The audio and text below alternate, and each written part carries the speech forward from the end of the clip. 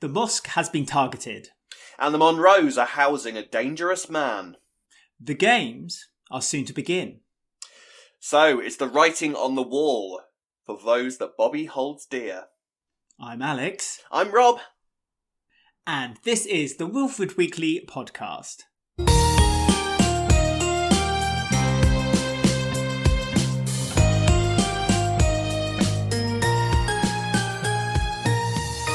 Hello everyone and welcome to Walford Weekly, your weekly EastEnders podcast, where this week we will be discussing the episodes released on the BBC in the UK from Monday the 15th to Thursday the 18th of November.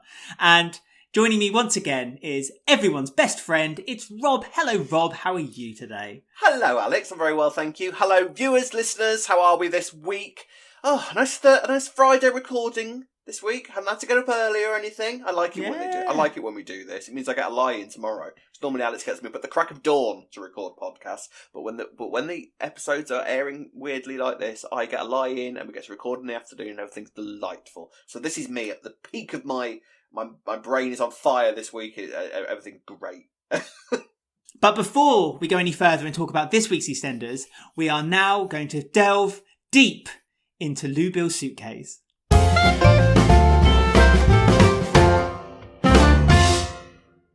And this week, we are going back in time to 1994 to the 15th of November, where Sharongate the fallout of it has just happened.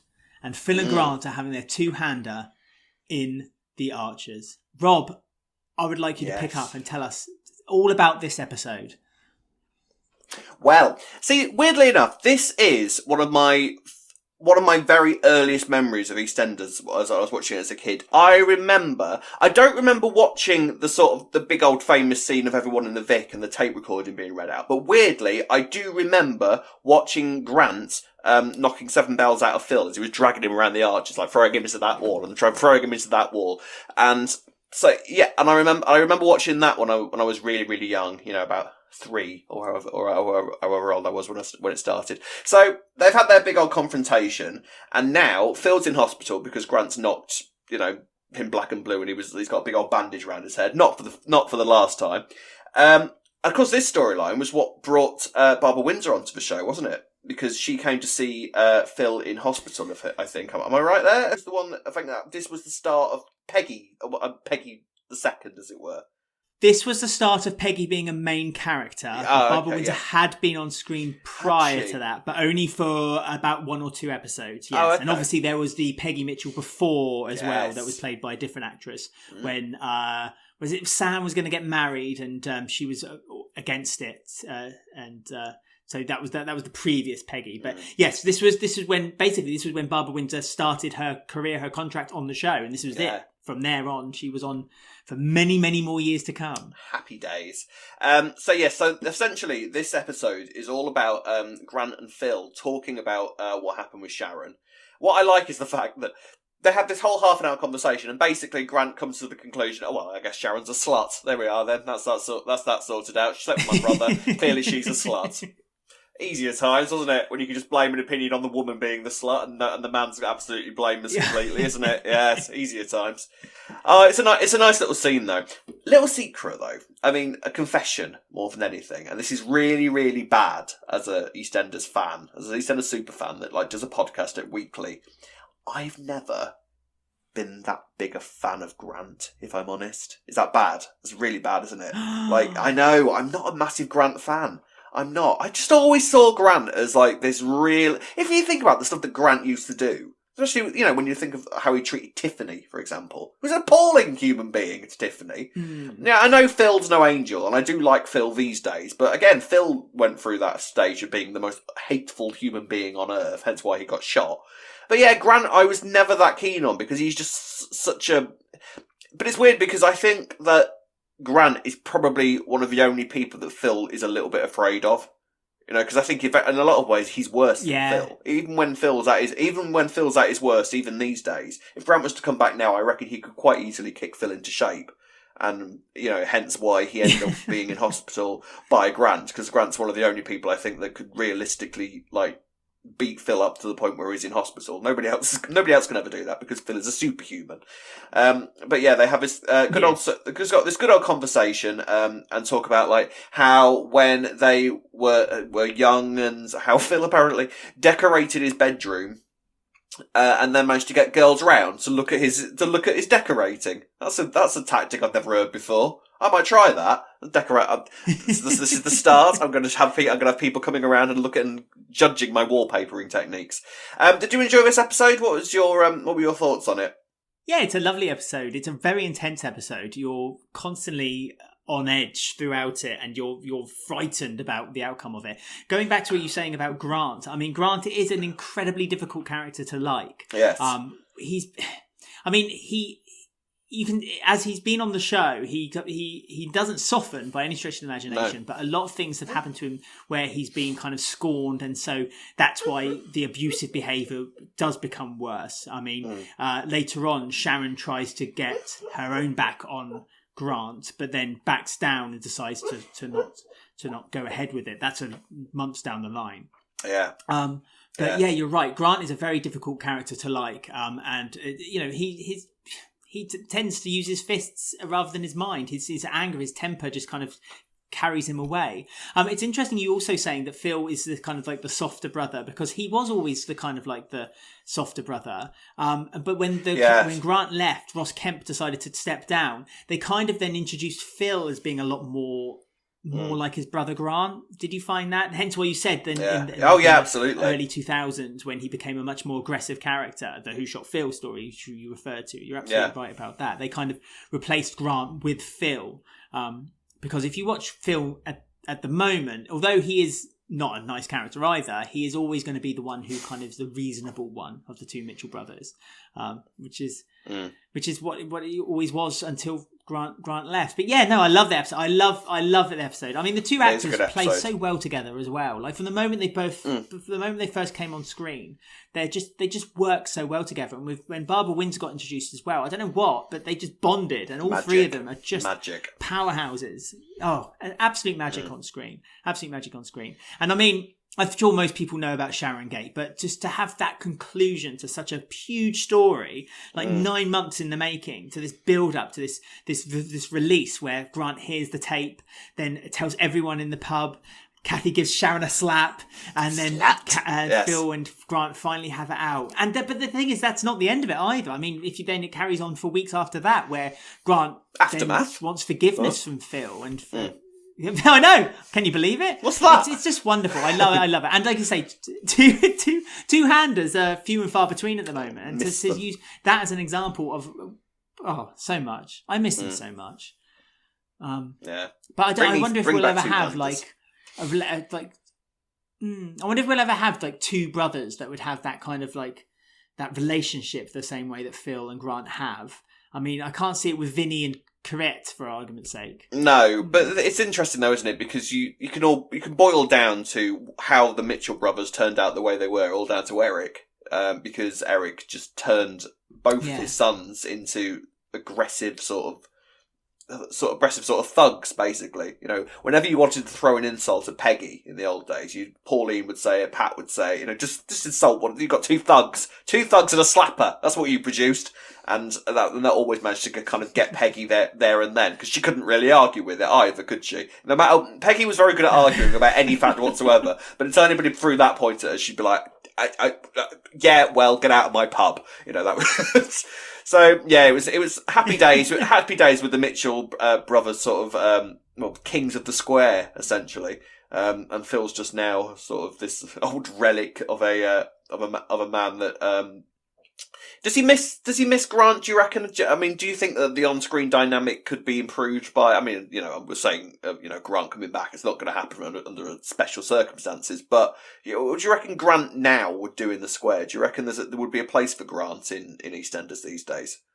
I don't think they could bring back the same magic they had in the 90s. I think Phil and Grant, the Mitchells really were, and without Peggy as well. I think they were at their peak in the 90s and the 2000s. And I just think that, as you say, with Phil on his own now, that magic's kind of gone, and he's almost a shell of the man he was. To the point where, 5 years ago, he was slowly becoming like the grandfather father that kind of just sat on his chair and kind of dished out orders to people. They kind of got him back into the action more recently, but like I just think that you can never remake that magic again. I think they tried to sort of recreate a similar dynamic that Phil and Grant had with Ronnie and Roxy. Because you had one that was a bit more reasonable and one like Ronnie who could be an absolute psycho when she wanted to be, and had that really close but almost too close toxic relationship. Yeah, those sorts of kind of sibling relationships in EastEnders are always fascinating to watch. So I'd love to have a pairing like that on screen again. You never know. Maybe the Clenshaw era will bring us something like that. So that was all those many millions of years ago. Let's talk about this week, shall we? Been a busy old week. Really, really enjoyed this week, actually, for the most part. I thought it was a really, really strong week. Yeah, I agree with you. Entirely. Yeah. It's been a lovely week this week. Very out of kilter a little bit when I was watching it. I was just like, oh, yeah. Yeah, something to moan about. Very much indeed. Nothing. We still find something to moan about, I'm sure. We'll disappoint our listeners if we didn't. Yeah, we need to find something, or else people wouldn't be able to moan about us about. So let's find something, shall we? Let's dig deep. No, exactly. Equilibrium of life. Let's start with the Slaters then. And they've been pretty much. They found the long lost. I've forgotten her name. The solicitor, Stacey's wife, Eve. Yeah, they found Eve, and Eve came back a little bit drunk, and a little bit Suki drunk. saw this and basically told them they're out now, and and said, "You're out now. You've had too many chances. No more." So Jean, in a wonderful scene, talking about Phil, actually, was saying that Phil, I loved many people it. bounce Yeah, off this was lovely great scene with Jean this week, where they decided that they were both the godfathers and the godmother of the square. Made a pact that they were going to stay with Phil until they can find themselves somewhere a bit more permanent to stay in the future. So the Slaters are moving in then with the Mitchells in this house, I presume rebuilt, so it's got 5 new bedrooms for everyone to move into. Obviously. Yeah, I like the way that Jean turned around to Phil and was like, I like the way that Jean thought, there isn't really room in Phil's house, as though they had just come out of something that wasn't the TARDIS, where they had about 700 people living in the same house. It was ridiculous. I thought the scene between Phil and Jean was really good. I've decided I really like Phil and Jean scenes. They work really, because they're such opposite people. Like, I don't think there's very few characters I think that are so kind of polar opposites, because Jean's sort of mad and zany and Phil just kind of grunt. So when you put the two of those together, it's a really interesting dynamic. Jean, the godmother of the square. I don't know if I've ever really considered her in that role before. I'm suddenly thinking of Game of Thrones, and the two of them at some point are going to be kind of opposites of her on thrones, and Jean's just going to be sort of directing the Slaters into war. But yeah, so the Slaters will be apparently moving into the Mitchells. I think we should be seeing the new Mitchell house next week. And if Kat's got anything to do with the interior design, then we're in for a very interesting little site feast for the eyes, I think, next week. I've seen a picture, and it's interesting. Honestly, there's a picture online of Stacey and Kat in the new Mitchell living room, and Kat's all dressed up in leopard print, and it honestly looks like Stacey's gone to see a sex therapist, because all of the paint, there's some really sort of like nice blue but leafy stuff on the walls. I'm not convinced that Phil's going to enjoy his new interior design, because if he's let Kat be entirely in charge of that's just dangerous thinking. But yeah, Phil is back this week. This is and Kat bought that ornament, didn't she, of the leopard? Of the leopard, was it? Yes. And she used that as almost like this is what the house is going to look like when we move in. And she hadn't shown that to Phil. Pivotal key I think point. You're right. I think Phil... I can't... Yes, I think Phil's going to walk in through the front door and just have his jaw drop to the ground with shock. Back to Portugal like I go. Allowed... Yeah. I'm going off again. I've had enough. Yes. So yes, the Mitchells and the Slaters are soon to be one big happy family. Now, like I say, Eve's back this week. But we say that Eve was found this week. She wasn't really found. She just kind of turned up in the cafe, wasn't she? Because Stacey's been trying to sort of persuade Kirat to sort of talk to Suki and try and get this whole drama sorted. And Kirat is essentially saying, well, you don't seem to want to sleep with me, so do you know what? Sort it out yourselves. I'm not bothered. And then we go across to the cafe, and I quite enjoyed Eve throwing sandwiches at Suki. That tickled me far more than it probably should have done. Because Eve was throwing out barbs, saying things like, "Oh, your family are probably going to, your kids will be better off dead than with you," and it's like, which didn't help Slater's case whatsoever.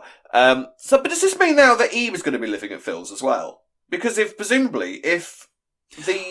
Slaters have to kind of keep Eve under their care, that means that she's now got to move into Phil's as well. That's going to be interesting, isn't it? Eve and Phil living under the same house. Well, I wondered that. Yeah, I wondered that too, and also, like, I don't know. I wonder how much of a persuasive drinker Eve is as well. Would you reckon she could? Because she obviously likes the tipple. I hope that she's not going to be too bad an influence on Phil, because I think this is the longest stretch that Phil hasn't had a drink for a very, very long time. Oh, we're due it. Yeah, but he can't do it again now, can he? Wasn't he told last time? Yeah, well, he was told last time, though, if he starts drinking again, he'll die, wasn't he? Was that not the last time? Well, he had the liver transplant, didn't he? From the guy. And then he felt really guilty because he said that guy... I can't remember now. I can't remember exactly what it was, but Phil felt real bad guilt. And didn't he then give lots of money to the family of the man Something who like that, yeah. gave him the liver?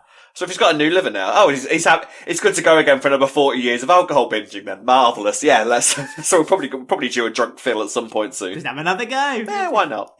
I mean, it's not unheard of in a soap to like basically have a story where there's an alcoholic and he's been told or she's been told that she only one more drink passes those lips and you'll be dead, and then they'll have a storyline where they binge and then they have a binge one night. Yeah, one Smirnoff Ice and then you're down in the ground. Yeah, I wonder what kind of influence Eve will be with the Phil as well. Because obviously she's persuaded Jean to be on her side now. Jean's kind of taken a full 180 and decided, like, actually, she, well, I don't know if it's a She's obviously looked after you in jail. So I don't know if it's a 180. I don't think she's still exactly keen on the fact that Eve's still around. But I think Jean sort of accepted that if she wants Stacey to sort of be it's still within the family and sort of keep Stacey close, then she's got to just kind of accept Eve. I think she kind of knows that Eve's not going to be, if this arrangement is to work out, Eve's not going to be around forever. As soon as the probation officers kind of get bored with the case, then Eve can go off. And I think Jean's just sort of counting down the days till that happens. But yeah, if they're moving into Phil's house, then maybe that's going to be a bit chaotic. My question is then, that leaves the Slater house empty now, then, doesn't it? So are we going to have some people moving in? Oh God, there's so many bumping around, aren't they? They're all moving from houses. The Tom's moved now in with Kathy's. Everyone's going everywhere. Can't keep up. Everywhere. No. So there we go.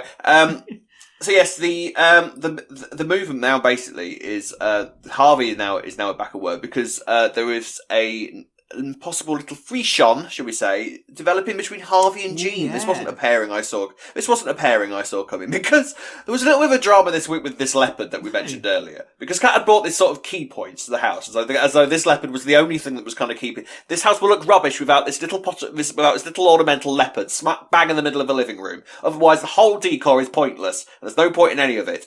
And it's ruined. Jean knocked it off the table with her handbag, and it smashed on the floor, and Harvey super glued it back together expertly. It looked exactly the same. It was almost like they'd filmed the scenes after the gluing before they broke it. It looked exactly the same. They didn't look as though it had been glued together at all. Harvey is a genius with all that sort of thing, isn't he? See, that would have made sense. See, there was me sat there thinking the whole time that they bought two of them. One to break and then one to film. But yeah, it would have made more sense and cheaper. No, I think you're right. I think with a BBC licence fee, I think they always have to penny pinch every penny and just film the scenes in the opposite way. Yeah, it was so well put together again. Like, you would not know that it had just been smashed on the floor. And then Kat came back and also broke it, and all that sort of happened, which I did giggle at. But yeah, so Harvey and Jean. Now that's going to be interesting because the Monroes have really kicked up a notch this week. So Jean's involvement in that, what do you think? Is Jean now going to be involved in quite what's going to turn out to be quite a dark storyline in the coming weeks? I mean, Jean's very good at kind of giving out advice, especially when she was holier than thou Jean earlier in the year when she thought she was dying from cancer. Aslan Jean, yeah. For a very long time. Yeah, that's it, Aslan Jean. So I think she's, to be fair, I think she's the right character to kind of introduce into the Monroe's family for what could been rumoured potentially is going to be going forward with them around the Christmas period. I think she's going to be the kind of like the calm amongst the storm that is the Monroe family as this is all unfolding. Harvey and Jean, I welcome it. I quite like their relationship. I don't think it's got potential for long term though. Jean said that her only man she loved was Daniel. Which I thought was a bit unfair as well with the man she ran away with, didn't she? The guy from the Beale.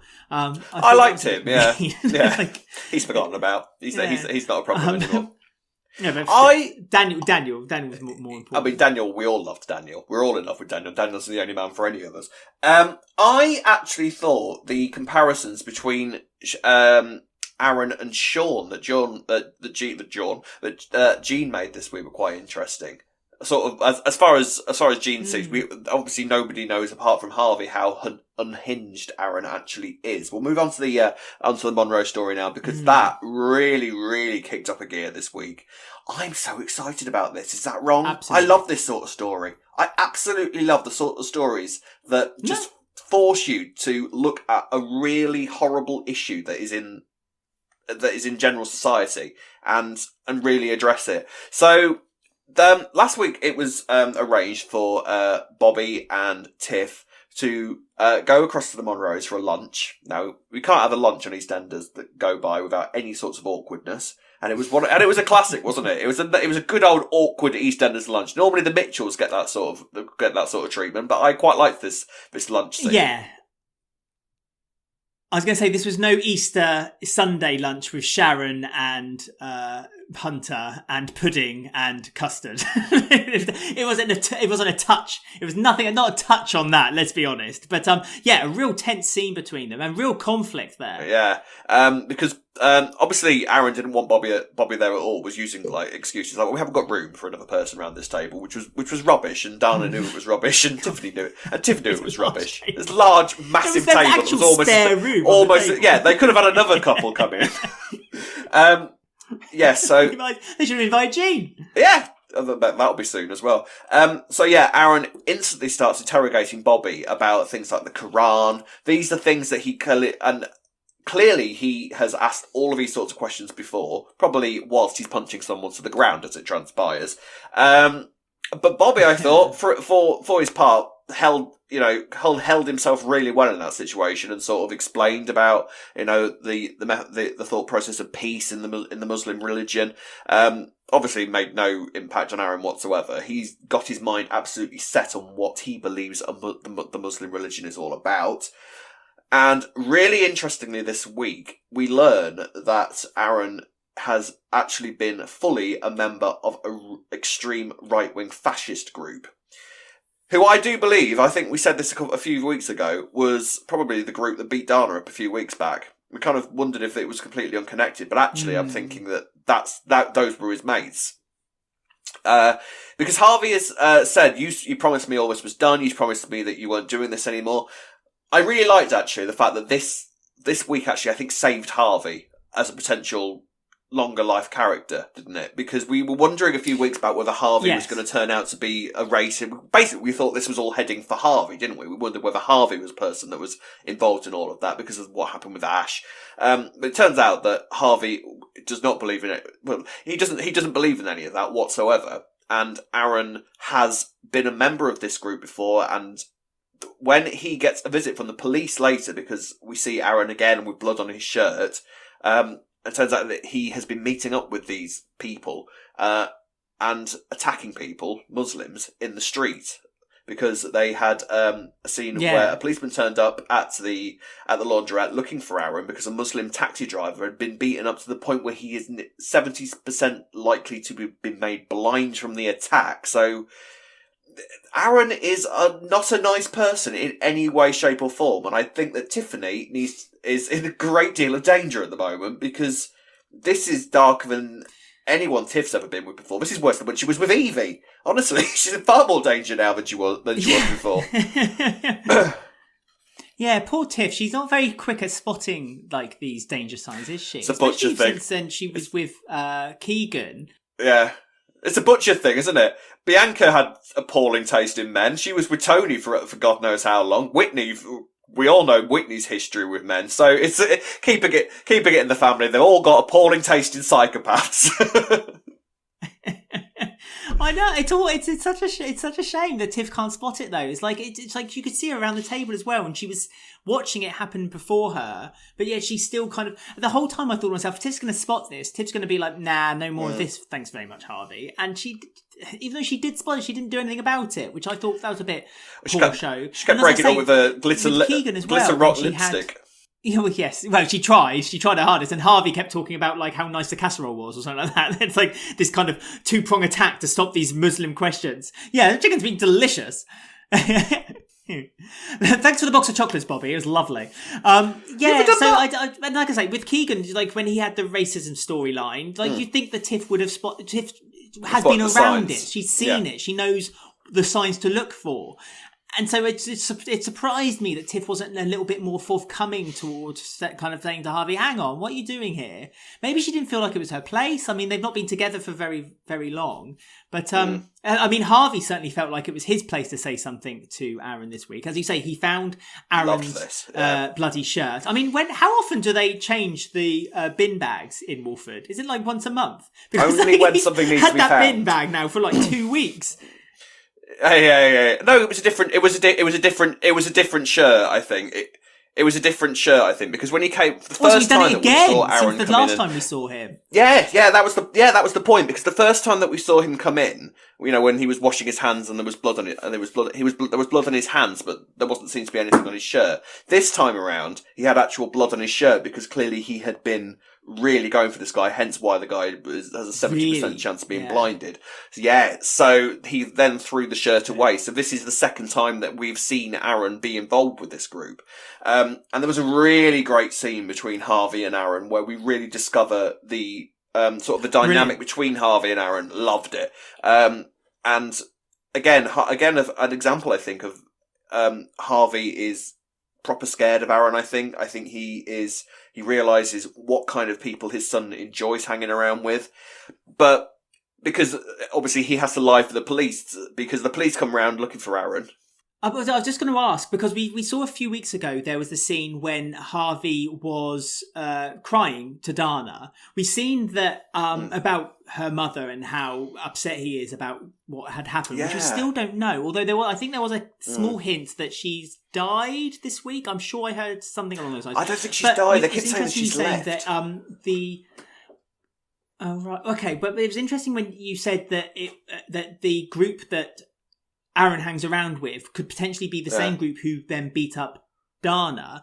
So that could then lead us to believe that Aaron doesn't care who he hurts. His own family, if it's true to be believed that the group beat up his own sister. So do you think Aaron had a hand at something to do with his mother? Had he done something then where he got his mother beaten up? Maybe his mother was sympathetic toward a mosque or a Muslim family or something like that. And that's the rift that we're now going to find out is what caused it. Because I don't know if it's just me, but everyone seems scared of Aaron. Even when, and Aaron faked, like when Harvey was shouting at him in that tremendous scene this week where he was saying, you're gone back, you promised me you wouldn't do it. And Aaron kind of stood back and looked a bit worried that his dad was going to do something to him. And I thought, oh, hang on, is this going to show a dynamic? Are we going to learn something more about maybe Harvey had been abusive or something? But then we found out later that Aaron was lying the whole time to his dad when he made that phone call and was spraying the swastika on the mosque, like a fascist Banksy building that's going to be the mosque. Yeah. Yes. So do you think that it's all an act with Aaron around his family, and the family kind of are all scared of him? Yeah, completely. Dana especially, I think, is is really wary of Aaron, and I think there is I'd love to know, like, sort of the more more stories about their upbringing and their relationship as they got older. Because I think Aaron is probably, maybe a few years older than Dana. They're not massively different in terms of age, are they? So I'd be really interested to know the relationship that they had growing up. But yes, the end of Tuesday's episode was really chilling when, you've got Aaron. It's the fact that he was, sat there with his little mask on. He's got his mouth covered up with his graffiti, painting this swastika on the wall, and then just chucks the aerosol can on the floor and takes his mask off to make the phone call. So I'm sort of confused as to what the point of the mask was. Maybe it was just to stop his delicate little lungs inhaling the fumes. But he still, but then he just kind of leaves this swastika on the wall. So I cannot applaud the show enough for doing this. This is such an important story, and they're doing it the way that EastEnders should be doing it, and the way that EastEnders normally and should tackle these storylines, which is head on. This is what happens. How many shows recently have you seen a bloody swastika on the wall? When's the last time you saw a swastika actually kind of put on screen in that way and shown for what it really is? I'm really excited about this story. It's going to be controversial. It's going to be hard to watch. It's going to be really good drama. We had plenty to say about the Sen era in the video that we did last week about him leaving, but we've also got some really good stories out of this era as well at times, and this, I think, hopefully will be one of them. And in the coming months, this is really going to kick into gear. This is going out in a bang. Literally, apparently. I mean, you're right. It's a very current story. Yeah, it's a very no pun intended. It's a very current story because there is a rise in the right kind of thinking massively at the moment. You all you have to do is open up Facebook and you'll see a lot of people sharing things, information, and it's I think it's the right story to tell. I wish they'd give it a bit more time, because if we are to believe that this is all coming to a kind of a head, or at least there's going to be a big dramatic moment coming at Christmas. You're right. There have been stories in the Sen era which have been very good, but they've always been very brief. And I just wish that this is a story where I would welcome it not to be brief. I would love to learn more about the Monroes, the history of the Monroes, learn all that background information, so it really builds up and revs up to this big Christmas Day or New Year's Eve, New Year's Day story that I don't want to say exactly what it is because people might not want to know a spoiler, but I think we all kind of know where it's bubbling along around that time. I just wish they had been given more time. I wish they'd started this, say, in March. Let's just say, for argument's sake. And I know what you mean. We're now at this climax. So yeah, interestingly for me, I agree with you on the fact that I'd love to have seen the Monroes as a sort of family and a dynamic, and finding out more about them. But in terms of Aaron's character path, I actually think they've got Aaron's pacing quite spot on.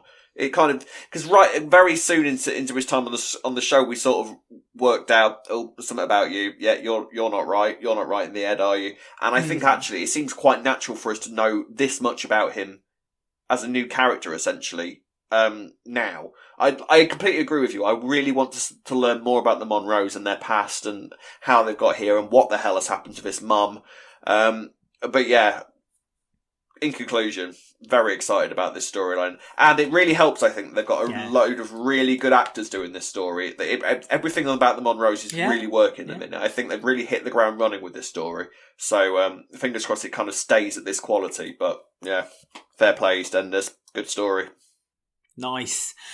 We have Vi now on the search for her son Christopher. She's decided that she is going to look for him, and she revealed to her grandchildren of Callum and Stuart this week, and Stuart took quite offence to it because he realised that whilst she had Christopher, that he was in care in a care home, and she apparently claimed that she didn't have room for him to look after him, so he wasn't able to escape, and so he felt very hurt because of the abuse that he had at the hand of that care home when he was left there by his family.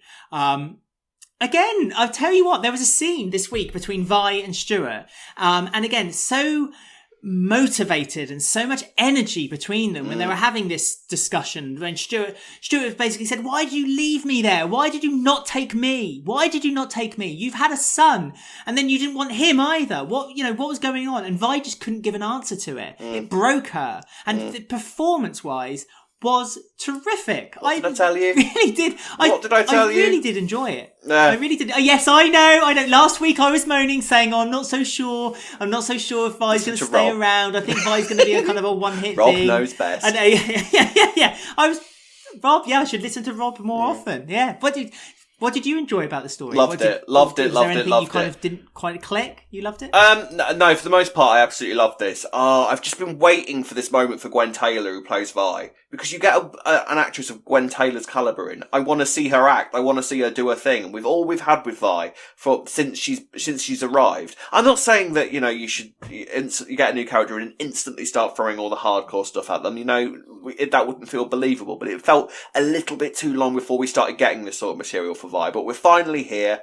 I think this has got the powers. This is quite a layered storyline in a lot of ways, because you're talking about a woman who discovered she was pregnant in her 50s, which isn't actually in itself isn't tackled that often, apart from if you're Sharon, who can have children willy-nilly and probably will be able to until she's 90.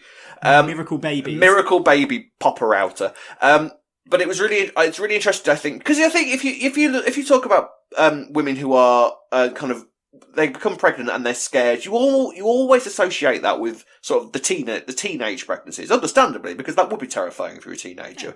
But it's interesting to see that further on in life. A woman in her 50s who is on her own, has nothing to do. This is talking like 40 years ago. And the fact that she clearly didn't know what to do about the fact that Christopher had Down syndrome, so gave him up for adoption. I'm really loving this. And the scenes where, like you say, she was talking to Stuart were fantastic. I love the relationship between Vi and Rainie. Vi and Rainie's relationship is up there at the minute with one of the best in the show at the moment. I love those two. And yeah, the scene where Vi sort of just broke down in the bedroom. Oh, perfect. I love Gwen Taylor. Really enjoying Vi now. It feels like she's sort of settled in a bit more now. I think all we needed was like a couple of weeks of Vi actually having something to do. There wasn't just her kind of throwing some acerbic comment out in the background of a scene, and actually have her more at the forefront. Because Vi got her first Duff this week. That's always an exciting moment for a new character. The first Duff. New Vi Duff. So yeah, I'm absolutely loving this. Now, we don't know where Vi's actually gone at the moment, because once all this kicked off, once she had her private conversation with her family in the Vic in front of the entire Vic and said it all really loudly, so technically the whole square should know about it by now.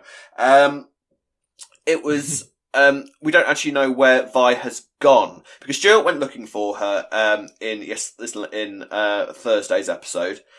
She hasn't gone to see Jono, and she hasn't gone to see her friend Lynette. So we don't know where she is at the moment. Maybe she's kind of gone looking for Christopher on her own.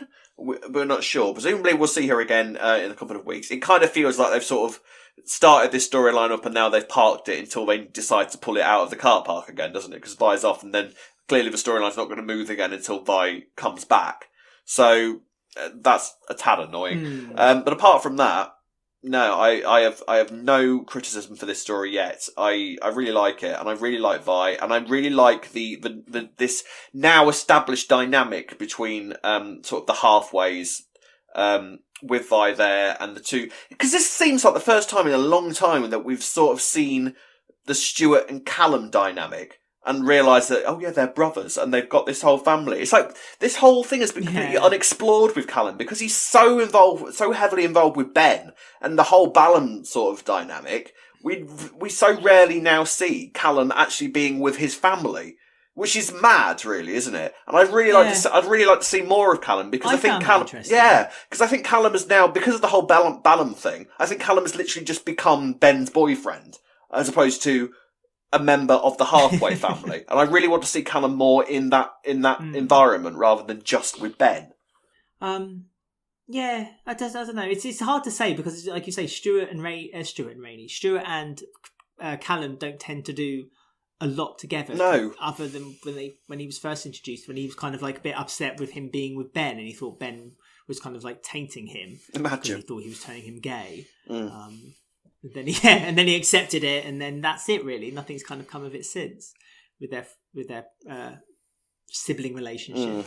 Yes. But as you say, I don't think there's going to be much. It's a shame there's not going to be much with Vi, because I think it's an interesting story that it could have carried on as a kind of a background story as the rest of the stories kind of happened around it, as a more of a kind of like a long lost family kind of ending.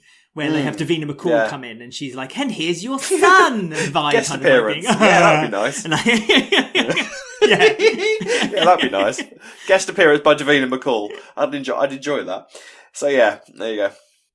Whitney is growing suspicious of Gray because Gray has given Chelsea a ring. The world's most disappointing ring for poor old Chelsea. As she looked at that box, the cheapest, crappiest ring that's ever been seen. I know. It's like something from Argos. Catalogue number 16. Literally was. I'll have that one.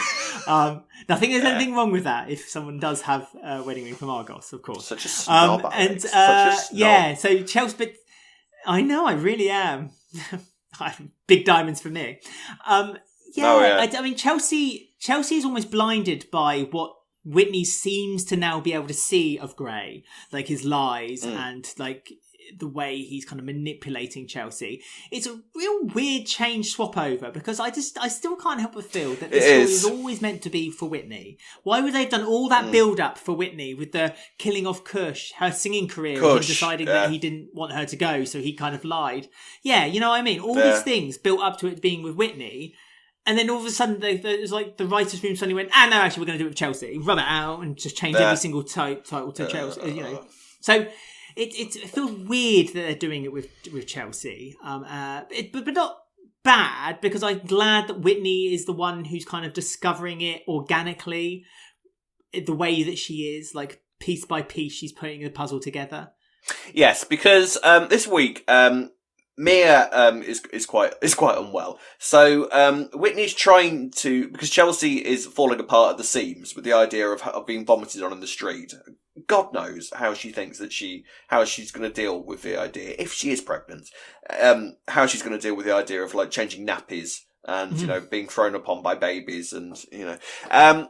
So Whitney's trying to get hold of Gray and rings the office that she originally had the number for. And discovers that Gray is no longer working in that office. So all of a sudden she's sort of looking at Gray and nothing is making sense. But you're right, she has really seemed to have turned off against Gray now. Yeah. You don't look at Whitney now and think, oh, she's madly in love with Gray. You're totally right. That whole thing seems to have completely disappeared and vanished. And she's now literally trying to just work Gray out and she seems more fond of Chelsea than she even is of Gray. It's all gone very mad. But we actually saw, for the first time this week, this new job that Gray has, where he's working in the most minimalist burger joint I've ever seen in my life. As though they'd literally corded off one part of the set, stuck a picture of a burger on a wall, one grill, one chip pan, and a real clay balls of a manager walking around, calling him Atkins as though he was in the army. I can tell, what kind of burger bar has their manager talking to their employees like you just using their surname? That doesn't happen at all. I don't think the writers have worked in burger bars if they think that that's how the employee speaks to that.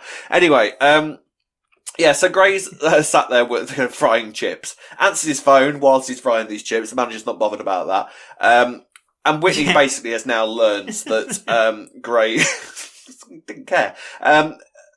Whitney now has learned that Gray is not working at the office because he gives us this absolute rubbish story where he's working for a temp agency. He can't even tell the truth about that. I think she would have a lot more kind of grudging respect for him if he just said, look, all I'm trying to do is put money on the table for my kids, and I've now got a new baby on the way. I'm having to work at this fast food joint down the road, you know. But his pride is far too much for that, which has sort of been one of the key consistencies with Gray, if you like. The fact that his pride always gets in the way of anything that he wants to do, and is quite often the result of his anger, quite often the result of why people end up on the trains, you know. So, it's going to be interesting now to see, I think, how much more Whitney learns about him. At some point, someone is going to walk into that burger joint. Somebody is going to, maybe Karen or Whitney or Chelsea taking Mia for a burger, I imagine, or something.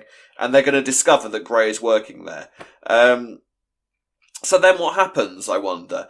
I had this real sort of solid theory that Chelsea wasn't pregnant, but she kind of seems to be really attached to the idea this week. Talking about hormones and morning sickness and kind of taking Mia for shopping trips on Gray's increasingly large overdraft. Where do you think this is going to go? Where do you think this is going to go from limits. Here? Yeah, it's screwed. I mean, yeah. I mean, if Chelsea's not pregnant, and we're going on your theory last week, then she's playing a blinder of an acting role here. Isn't she? This with is the everyone thing. on the square, telling everyone that she is pregnant. I mean, I think Chelsea is pregnant. I'll be honest. I do think Chelsea's pregnant because I think it would be more of a story that if Gray is to die very soon, one way or another. Not that I want him to die, by the way, because I don't think that's the right thing to do for someone who's a domestic, who's basically got a history of domestic violence and a killer. I hate it when they kill off characters like that because I just don't think that's their comeuppance. I think their comeuppance should be they go to jail and they pay for the crime that they've committed. That's just personally how I feel. I've always felt like, no, is it though? Because I agree. No, I agree with Gray you. Back if you need to. God, Maybe a bit more of an interesting story. Like she's. Well, yeah, I don't know. But he's always looming over. If he's still alive, he's always there. He's always looming there. He could always any point arrive. You're not selling the idea of not killing him off, to me. And like but I think that it makes a more interesting story that if they are killing Gray off and his ultimate demise as he dies, then Chelsea being pregnant means that it's going to be a mother who's a single mother, especially someone like Chelsea who basically isn't going to be very good with children. And she's given a few hints this week where she's kind of said like, oh yeah, I quite liked being around his kids this week. It was quite good fun. But then she was doing it in an environment that she enjoyed. And every time the little girl saw Whitney, she was more keen to being like, hi, Whitney! Save me, Whitney! Please, Whitney! Like help me! Like, I'm carrying all her bags, Whitney! I mean, there wasn't anything in that bag for her. She had like one DVD and all of Chelsea's shoes. So, but that's another point. What's going to happen if Gray was to die or to go to jail? What's going to happen to his two kids? What happens to the kids? His two daughters. God that's knows. This horrible, sad story. They're going to end up. I know. This is the one component of this storyline that I kind of can't see where the future is. I don't get where Mac and Mia are going to go. I mean, they have got family on the square. Obviously, the opposite solution would be for them to go and live with Karen and maybe almost fill up the sort of role that was left behind by Riley and Chatham. When they left, because they sort of went away, didn't they? I think they went to go and live with their dad, didn't they, after lockdown? So there's sort of a two little kid role slot to be filled within the Taylor household. So they might go there. Even though the show, I'm sure, will try and deliver some sort of rubbish about Whitney deciding that she needs to take them under her wing, or Chelsea. God knows. But yeah, I'd imagine that's where they'd go. I think it's going to be interesting now. I say interesting. Whitney is now, I think, a few question and answers away from sort of really discovering like what's going on with Gray, because he, like you say, he was delivering some claptrap this week about the fact that Laura sacked him because he dared to have time off for a bereavement. So yeah, it was bang out of order that I had time off for my wife's funeral, but she was furious when my father died. Yeah. It was just rubbish. Absolutely, he was just talking rubbish. But Whitney saw immediately went. But Whitney immediately saw through that and said, like, no, Gray, you're no, which is nice to see that from a character, to actually like kind of not be bulldozed by him because of his beauty or like the way he's been affectionate toward her. Like you say, I think she's severed all ties with Gray. Any kind of affection that she's had. Be quiet. He's a domestic abuser. No. Yeah, she severed all ties, and I think Whitney's going to be, I don't know, it's interesting. I still want, and I'm saying this every week until the BBC listen to me, I still would love to see a two-hander with Chelsea and Whitney, and I would love it to be in the vein of when Dirty Den got discovered and you saw Sam and Chrissy and Zoe all in the Vic, and they have it out with him one final time, and then he starts trying to get them, and then they kill him, and they basically together they they kill him and maybe bury him like under a patio or something like that. I don't know. That in a way, I wouldn't mind that being Gray's demise. But if it's just that he's like running away and he gets hit by a lorry or something. Well, no, I feel that if Gray's going to die, I have a feeling that they're going to try and work some way into impaling him on the dishwasher like they did with Chantel, because they keep alluding to the dishwasher, don't they? It's like whenever Gray is too happy, they sort of get a flash. We get a little moment of staring inside Gray's extremely flash dishwasher, by the way. I didn't realise how flash that dishwasher was. It's got like blue neon lighting inside it. I want that dishwasher. It's gorgeous. So I wonder if they're going to do something that sort of mirrors Chantel's death, I think, to sort of bring the storyline back to its grassroots and make it look as though the whole thing's gone full circle. Yeah, but not on purpose. Poor old Whitney. She's an accidental serial killer, if there is such a thing. Yeah, of course there is. Yeah, I think that'd be really interesting. It's a shame they couldn't like somehow shoehorn a third one in, so it really is like a mirror of when they had like the Dirty Den's demise with the store stop. Karen, maybe. Yeah, I think you're right, and it could work. No, I don't think Karen would though. The only thing I could think of is if Tina appears. Like if, but she doesn't know that. So if Chelsea and Whitney are like confronting Gray, and then the duff could be like them saying like, "Oh, we found an old friend of yours," something like that, and you just see Tina coming out from the shadows. I'd love that. That would be pretty sweet. I'd love that. That'd be really fun. So maybe something along those lines. We'll see. But yes, okay. Christmases are coming. Oh. Final story then, and it's a little story at the end of Friday, and that was Dotty finally got the cash from Sonia for her mother's care. She's still looking for her mum, can't find her. Looked in a few hostels, still can't find her, but that's fine. But yes, this is it. This is the bone of contention. The money that Sonia's given her isn't enough. So, again, she's not learning her lesson from the first time, which is just ask Sonia for some more. Maybe just ask her. Can I have more, please? Can I have some more? You know, Sonia, their bills are quite expensive. Yeah. You know, you've got Dot's millions in the bank account. Because I just have a little bit extra just to top this up. But no, Dotty's back to plan A, and that is she's going to get Tom to start scamming Kathy and get more money out of Peter. Honestly. Yeah, it's exactly right, though. You know, the really sensible things. Dotty has clearly seen that Sonia is prepared to hand over this money for a worthy cause, such as finding her mum and trying to help her mum out with this clinic. But instead of just saying that, like you say, she's gone, right, that's it, right, you, in with Kathy, yeah, we're scamming her, $3,000 by the end of the week, yeah, we'll do it. We'll do it like that. It's just rubbish. But... yeah, essentially, the whole point of this week, I think, really, is sort of to move Rocky/Tom into place with the Beales, because now it seems that Kathy and Tom are back on. Their romance is back on. Kathy has been holding this candle to Tom ever since he broke up with her. Again, though, I feel that what we've seen this week is that Tom is now completely and utterly against this plan. Tom is not a bad person, really, on the whole. He's sort of found himself in this situation. No. He's really against this plan. I think he's against Dotty's plan completely. He doesn't want to do this to Kathy. He doesn't want to sort of try and drain more money out of people that don't deserve it in his eyes. Peter does, because Peter deserves everything that's coming to him. But they're really now building up this relationship between him and Kathy a little bit more. So I enjoyed him and Kathy together. So it'd be interesting to see if and when this plot kind of comes out, whether Kathy is still there for Tom and whether she recognises that he was trying to protect her all from it. What do you think?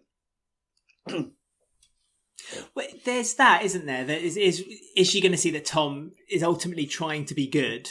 But then it's always going to be, as Dotty continuously tells Tom, his word against hers.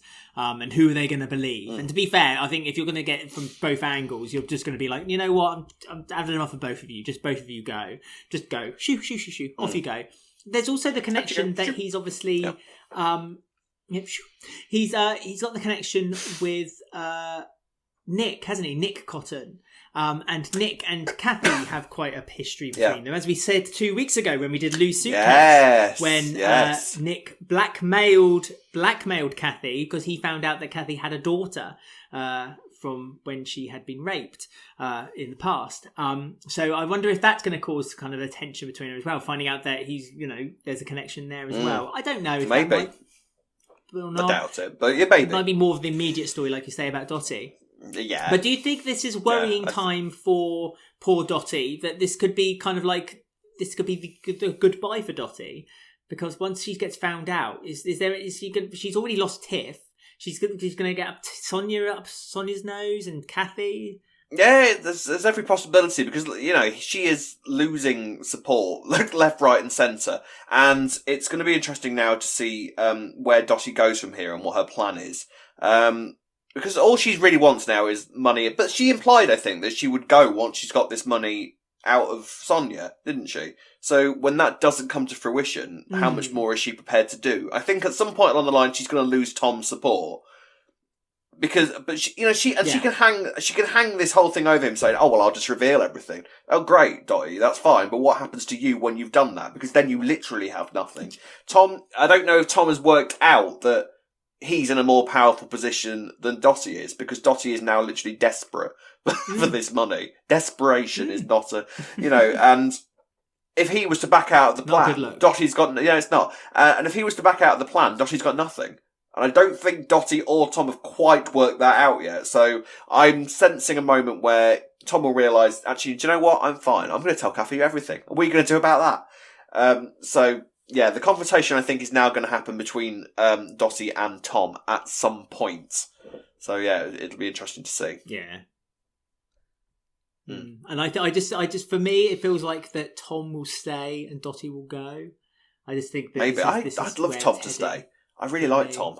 I'd love him to stay. I love Brian Connolly. Be good to stay. Love Brian Connolly in the role. He's such a good actor. It's mad. I can't believe how good an actor Brian Connolly is. It's craziness. But yeah, I'd love Tom to stay. I love Dotty as well. I love Dotty as well. I think Millie Zero is great in the role. It'd be really interesting to see her stick around. So yeah, I'm worried that we're going to lose somebody I like via this story. I can't really see a future of them both staying on the square at the same time, which kind of upsets me. But hey, they've worked madder ways of characters staying on the square after situations in the past, so we'll see what happens. Yeah, that's true. Well, there we go. That was the week in Walford. There you go. Good week. As we said, superb week. It was a good, fun week, wasn't it? And there was some real drama. Yeah, stuff moved along.